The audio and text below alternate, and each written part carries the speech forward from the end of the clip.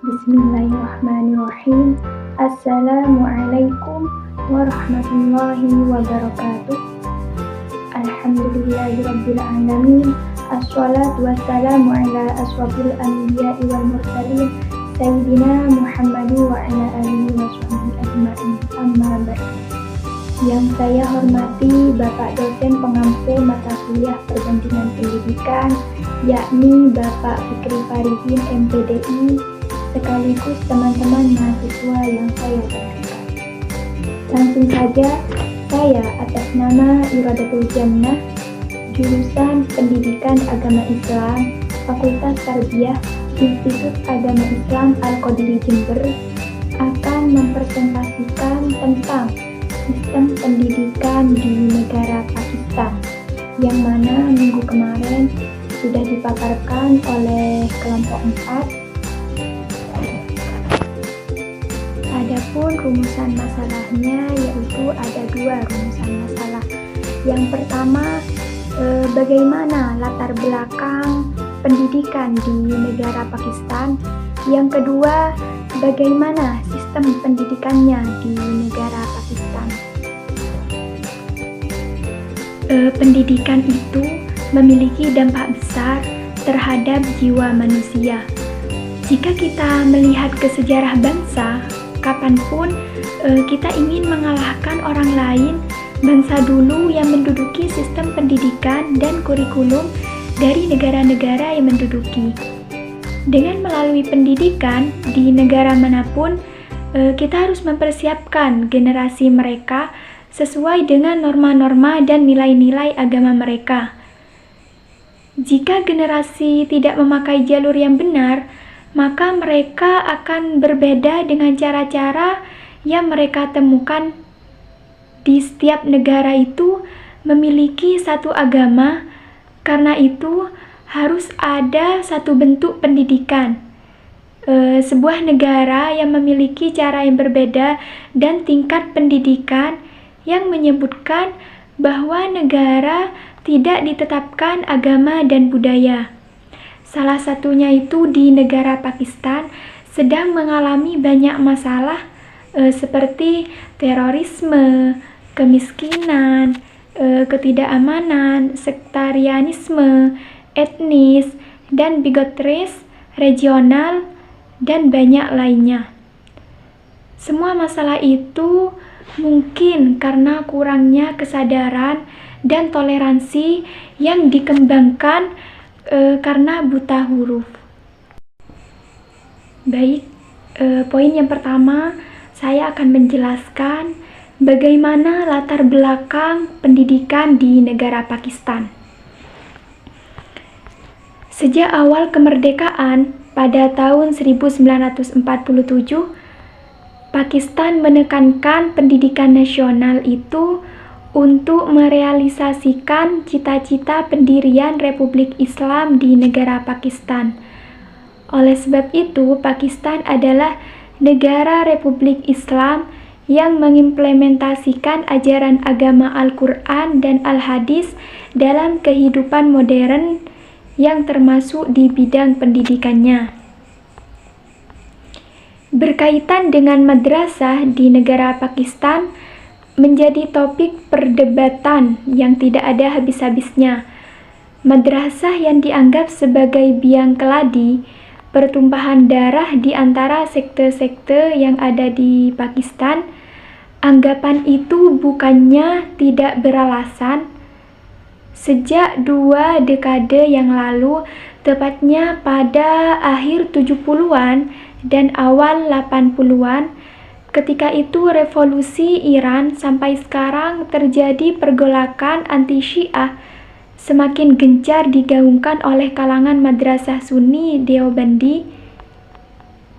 Sohail Mahmud pada tahun 1995. Sedangkan ahli hadis dalam rangka membendung pengaruh Syiah di Pakistan, dan tidak sedikit nyawa melayang dalam tiap-tiap perkelahiran di antara 2 sekte tersebut. Poin yang kedua yaitu bagaimana sistem pendidikannya di negara Pakistan. Sistem pendidikan di negara Pakistan mirip dengan struktur sistem pendidikan di Amerika Serikat dan banyak negara lainnya. Sejak pada tahun 1973, konstitusi diadopsi, pemerintah federal Pakistan telah memberikan pendidikan gratis kepada siapa saja antara 5 dan 16 tahun, meskipun hanya sekitar 60-60% anak-anak Pakistan pergi ke sekolah dari pertama melalui kelas 8 dan hanya 30% pergi ke sekolah dari 9 melalui kelas 12. Persentase ini jauh lebih kecil daripada 4 negara Asia Selatan lainnya, Bangladesh, India, Nepal, dan Sri Lanka. Setelah kelas 12, sistem pendidikan di negara Pakistan memiliki 2 tingkat. Gelar sekolah sistem pendidikan adalah mirip dengan perguruan tinggi di Amerika. Bangsa ini memiliki 1238 derajat perguruan tinggi dengan 205 dimulai sejak pada tahun 2008, menurut Menteri Pakistan Keuangan. Kelas 15 dan seterusnya adalah bagian dari sistem pendidikan di universitas yang mencakup 132 universitas. Dalam beberapa tahun terakhir, sistem pendidikan tinggi telah masuknya madrasah, sekolah Islam yang fokus pada mengajar siswa, kebanyakan orang miskin, mata pelajaran agama Quran, dan lainnya. Ada sekitar 40.000 madrasah di Pakistan. Pakistan tersebut adalah suatu bangsa yang beragam yang memiliki 60 bahasa yang digunakan di negara sana. Kelas yang diajarkan dalam banyak bahasa daerah maupun bahasa nasional yang resmi yaitu bahasa Inggris dan bahasa Urdu. Bahasa Inggris umumnya bahasa yang digunakan oleh pemerintah, dunia usaha, dan universitas.